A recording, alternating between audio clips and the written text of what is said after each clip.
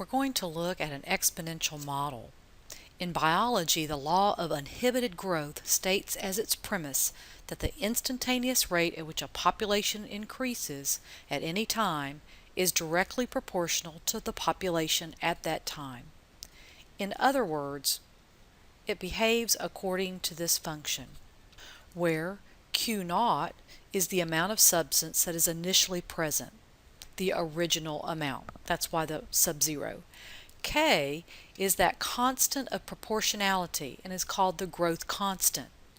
If K is positive, then we would have a growth, and if it's negative, we would have a decline. Growth would be like bacteria, population models, where decline may be radioactivity decreasing as time goes on. Let's look at some examples. Have your calculator out. You will need some practice punching in the buttons in the right order, finding the natural log button and the exponential button. This first one says the growth rate of some of this bacterium, that type of coli, is found in the human intestine. Under ideal laboratory conditions, this bacterium is grown in some broth medium. Yay, those biologists. The number of cells in a culture doubles approximately every 20 minutes. Part A, if the initial cell population is 100, now let's go ahead and write down our model. Right, so if the initial population is 100, that means when time starts clicking, that's the initial one, determine the function that expresses the exponential growth of the number of cells of this bacterium as a function of time. Let's go back to this part. It says it doubles approximately every 20 minutes. That means that Q is 200 when T is 20. If it doubles, that means twice in 20 minutes. What can we do with that information? Can we get enough to write our function? Yes, we can. So let's come back up here. What do we need to know? We need Q0 and K. Well, they tell us Q0, we just have to solve for K. That's what we're going to use here. All right, so 200 is Q. The initial is 100. E to the K, we don't know that, but when Q is 200, we know that T is 20. So we just need to solve that equation for K. We're going to need to do logarithms. First of all, let's divide both sides by 100, and we're going to get 2. Now I want you to stop right there. Remember how it says it doubles? It wouldn't have mattered if this was 400 and then the doubling was 800. When I divide, I'm going to get that 2. That's going to become important later on. Now, how are we going to get this out of the exponent? We're going to take the natural log of both sides. Remember, we're going to use that inverse property. So we have K times 20. So K is the natural log of 2 divided by 20. Now let's get out your calculator. So we would have the natural log of 2. Make sure you close that parenthesis if you're using this type of calculator. Divided by 20. So we know that K is 0.0347. So what is our model? Our formula, if you will, would be 100. That's not going to change. That's the initial amount. E equals to the 0.0347 T. So when they ask you to find that model, you need the initial and you need K. Part B says, how long will it take for a colony of 100 cells to increase to a population of 1 million? Well, since we have our formula, we just know that Q is 1 million. I think I need one more zero. Equals to 100.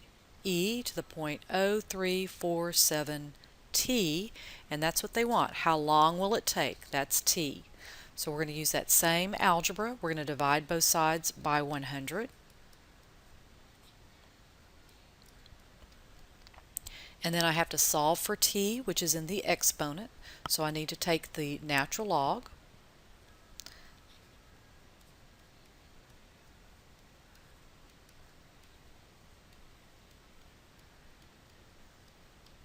And those go away.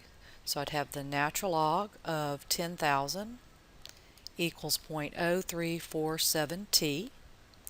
Now divide both sides by our k value and solve for t. Now look, my calculator already has my k value there. I haven't cleared it. That's going to become nice. So I'm going to have the natural log of 10,000, close that parenthesis. Now I'm going to divide. Now I could punch that number in, but I'm going to say second answer, and it's going to take our previous answer for me, and I don't have to punch it in. Enter. So I have 265.75.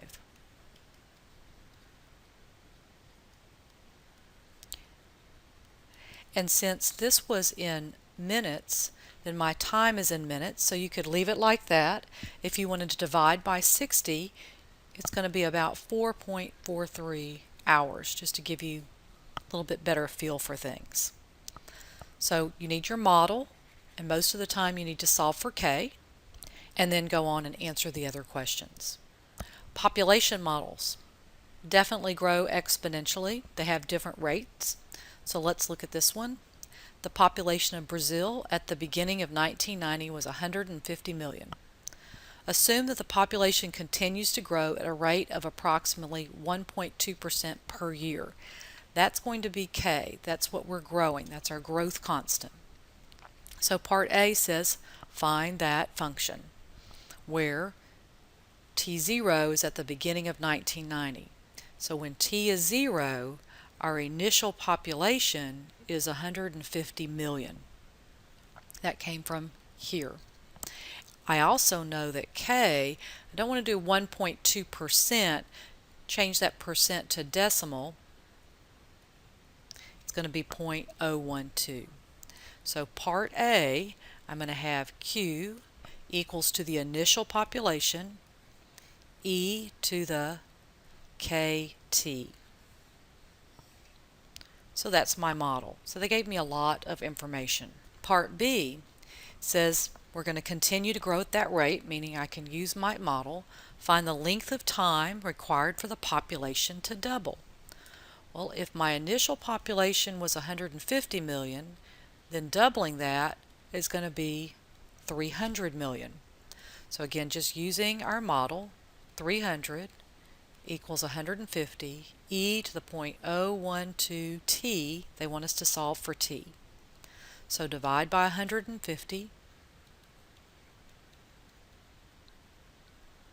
So again, we've doubled our population, and look what happens when I divide that. I'm going to get 2. So I'd have the natural log of 2 equals the natural log of e to the 0.012 t.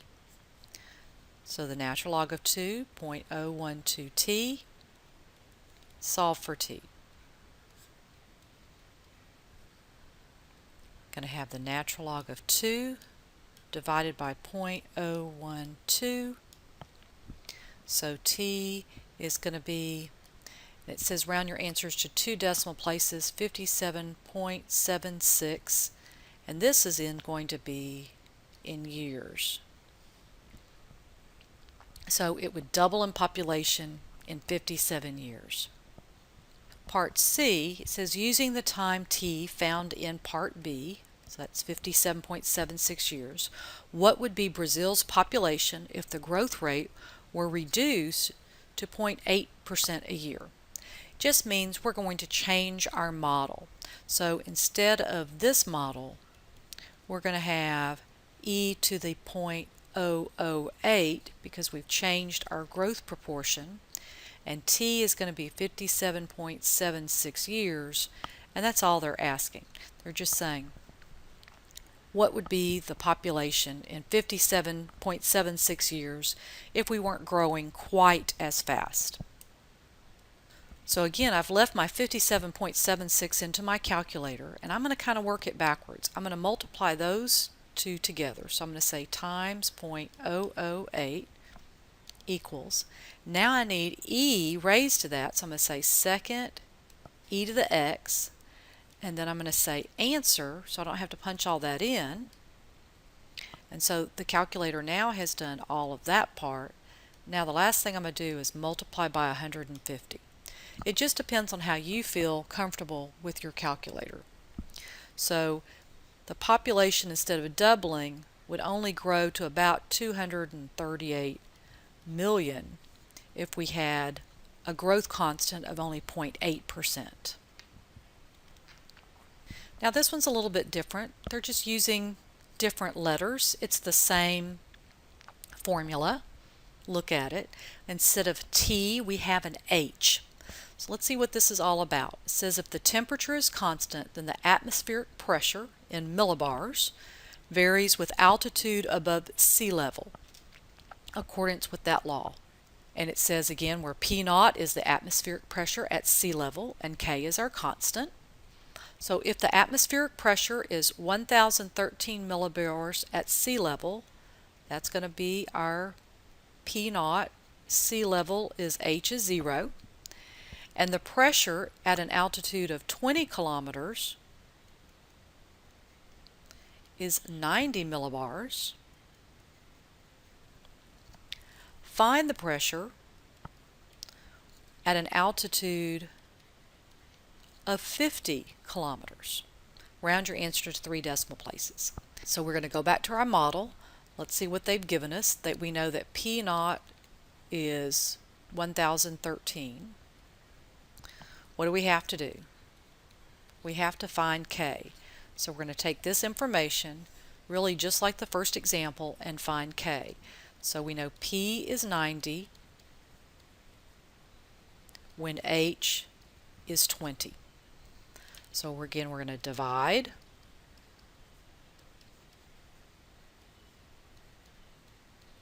We're going to take the natural log of both sides.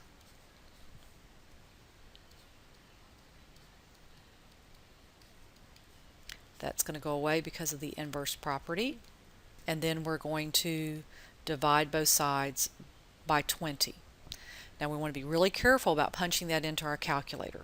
So we have the natural log of 90 divided by 1013, close that parenthesis. I'm going to go ahead and punch equals, so that's the numerator. Now I'm going to say divide by 20. And when I do that, the calculator again picks up that previous answer, so that really is helpful. So I have K to be negative 0.121. Is negative an okay answer to have? Yes, it is, because our pressure is decreasing as H is increasing. So it makes sense that we're declining, so that's why K would be negative. So now we have this model.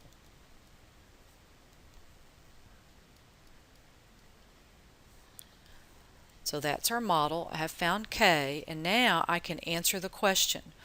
What is P when H is 50? So again, I'm going to punch this back into my calculator. Notice that this I've already left in my calculator. That was my K value, so I need to multiply it times 50. Then I need to raise E to that number. And then I need to multiply by 1013. So I have P to be 2.383 millibars. That seems to be a reasonable answer. It certainly is decreasing. Also on my calculator, it's just a choice. I'm multiplying those together, then I'm doing that part, then I'm doing all of it. Just depends, again, how good and how comfortable you are with your calculator punching those numbers in.